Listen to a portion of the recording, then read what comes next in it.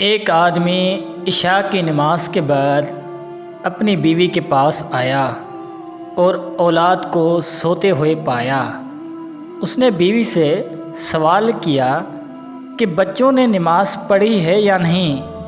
بیوی نے کہا میرے پاس کھانا نہیں تھا، میں نے ان کو بہلا پھسلا کر سلا دیا، اس لیے نماز نہیں پڑھی۔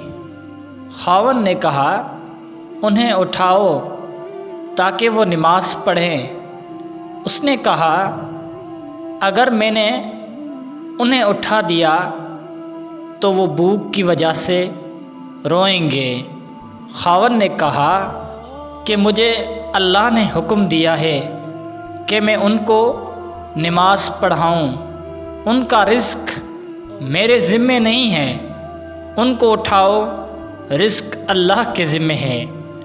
اللہ تعالیٰ کا فرمان ہے وَأْمُرْ أَهْلَكَ بِالصَّلَاةِ وَاسْتَبِرْ عَلَيْهَا لَا نَسْأَلُكَ رِزْقًا نَحْنُ نَرْزُقُكَ وَالْعَاقِبَةُ لِلتَّقْوَىٰ۔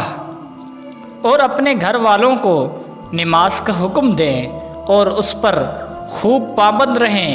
ہم تجھ سے کسی رزق کا مطالبہ نہیں کرتے، ہم ہی ہیں تجھے رزق دیں گے اور اچھا انجام تقویٰ کا ہے۔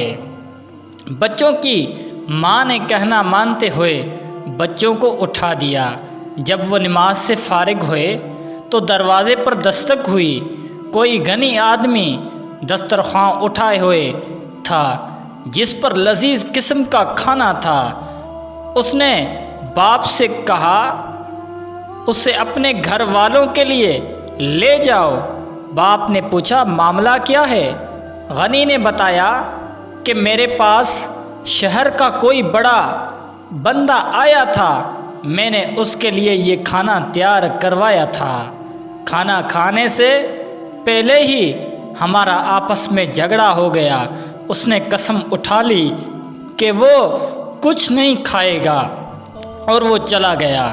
بس میں نے یہ کھانا اٹھایا اور چل پڑا اور کہا میں یہ کھانا اس بندے کو دوں گا جس کے پاس میرے قدم رک گئے۔